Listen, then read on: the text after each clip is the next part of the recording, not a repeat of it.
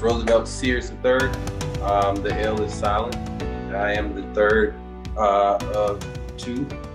And pretty much I was born and raised here in Atlanta, raised by a single mother, born at the Cab Medical Center, graduated from Jonesboro High School and went on to Georgia Military College to be a 911 operator for Clayton County. And that led me to opening up a restaurant and a nonprofit organization called the National Fresh Start and Assistance Institute. I also released a book last year called Rebuilding Black Wall Street. And this year I started an initiative called the People's Community, which we've been feeding about 1,000 people a week. And we're close to housing close to about 100 people, homeless people. And so pretty much that's just what I am. I'm the people's mayor. I'm a people's person.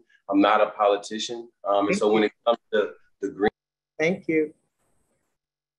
Data shows that only 6% of Atlanta's land is dedicated to parks, far below the national average of 15%. Meanwhile, 28% of Atlanta's residents do not live within a 10-minute walk of a park. Recent acquisitions like Lake Charlotte, the opening of Westside Park, the continued development of the Atlanta Beltline Trail are a step in the right direction, but the city needs significantly more parkland. So the next question, how will you fund critical land acquisition needs for Atlanta over the next 4 years and ensure a funding stream is available for future acquisitions as the city grows? Thank you for the question. So we won't be shipping anybody out or sending anybody on any buses, but what we will be doing is working more with people and communities and organizations like Park Pride and actually taking their opinions and listening to them and implementing some of their ideas and turning them into legislation. A lot of times we have these type of events and we have a forum and we listen to all these great things. And then once we actually get into office, we forget everything. So one of my main things is to make sure that we look at how funding is currently being spent. I believe Atlanta has all the money it needs, especially with the $2 billion budget that was just approved or that was just, given out. So I believe we need to figure out where the money has been going and redirect it and put the focus back on where it needs to be. And of course, we need trees, we need oxygen, we need to breathe, we need exercise. So not actually having sidewalks, not having those parks. Thank you. How will you ensure that major new park investments do not displace existing members of the community who cannot afford higher rents and taxes that are likely to result from quality of life improvement? Okay, so pretty much, I was displaced before. I have been homeless before. And like I said, just recently, I spoke to over 1,000 individuals who are currently displaced or homeless. And pretty much, I hear a lot about what bonds were given out, what funds were created. And I mean, it sounds great, but when I actually talk to the actual people, they're not getting the help. The money is not actually reaching them. So, I mean, it was great that Kasim created this stuff, but like real people are not receiving the assistance. I just want to make sure that we are clear that we are not attacking any candidate. We're simply talking about your position. So if you could do that, we'd certainly appreciate it. Yeah, I'm sorry if you feel like that was an attack, but he created the legislation or he created the fund or he named the fund or something. So it's definitely not an attack. Just if it was someone else who named it, then I would have named their name as well. So whoever created it, we'll just throw that out there. But we need to actually speak to the people and figure out what their needs are, because the people were still displaced. On the Beltline, people were still displaced.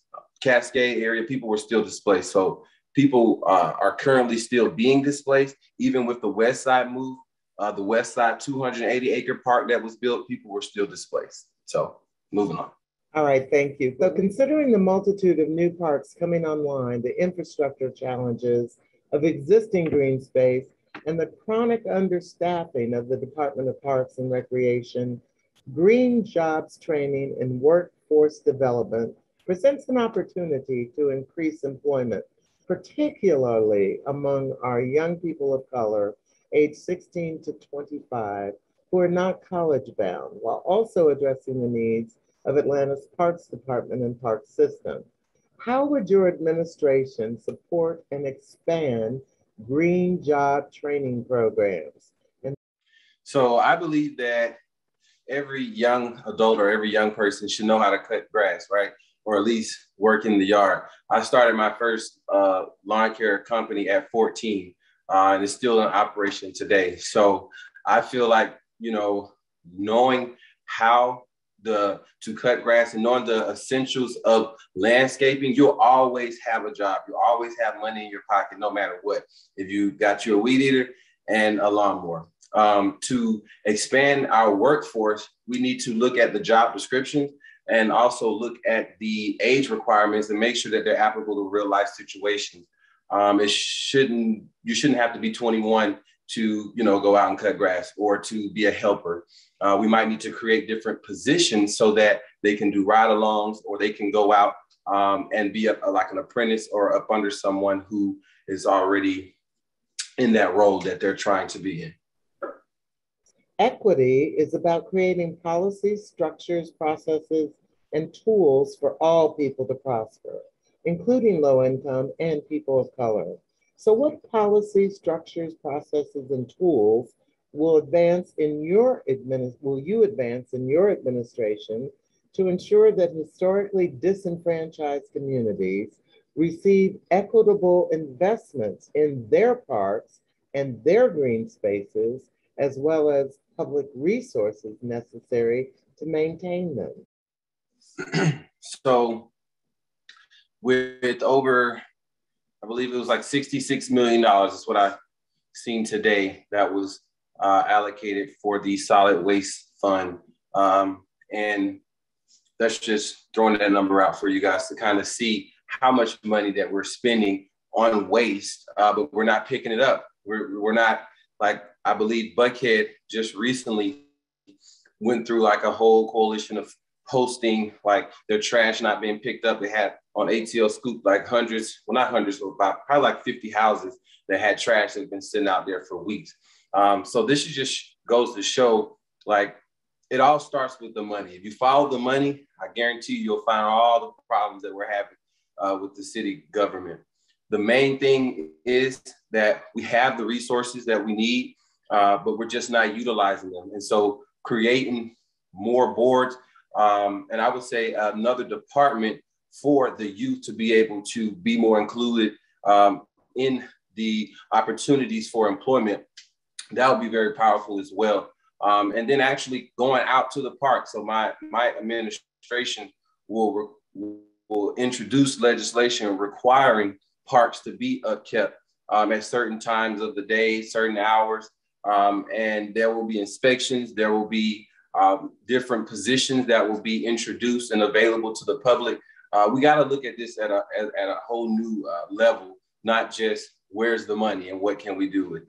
Thank you. Speaking of impervious surfaces like roads, parking lots, and roofs, they prevent rainwater from soaking into the ground. And when it rains in an urban area like Atlanta, flooding can occur, which may lead to property damage, a degraded natural environment, and even become a threat to public health and safety. Additionally, because Atlanta's stormwater infrastructure is aging, an increase in flooding is expected to cause damage to the city's water treatment facilities. A stormwater utility fee would provide necessary funds for the operation of a stormwater management program to provide for necessary maintenance and new infrastructure to address the impacts from stormwater. That's a long way of saying, do you support the establishment of a stormwater utility in the city of Atlanta? And if not, why not? So, no, I don't support it at this moment. I would have to look at I would need to be presented with some more details on exactly how that would look. But at this present moment, I don't support it. I think that we have, like I said, more than enough money to do what we need to do. We just received, I believe it was like 700 or 100, I'm sorry, and $70 million from the federal government. But we're continuously receiving money. So like I say, I think we just need to create a system. It's a part of my plan for the administration to basically create like a storm catch system to where the water would go underground and be filtered and turned into, possibly drinking water. But right now, like we just had a flood last night, yesterday. So we're continuously having floods, but we definitely need some type of contraption or some way to prevent our street. Thank you.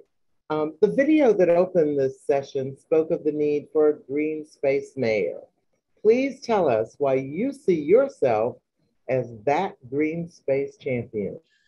Thank you for the question. So I'll be the Greenspace mayor. I'm really the people's mayor, so that includes the Greenspace community. But specifically, we're actually going to be creating 15 different committees and boards, and one of those boards is going to be the Greenspace Advisory Board.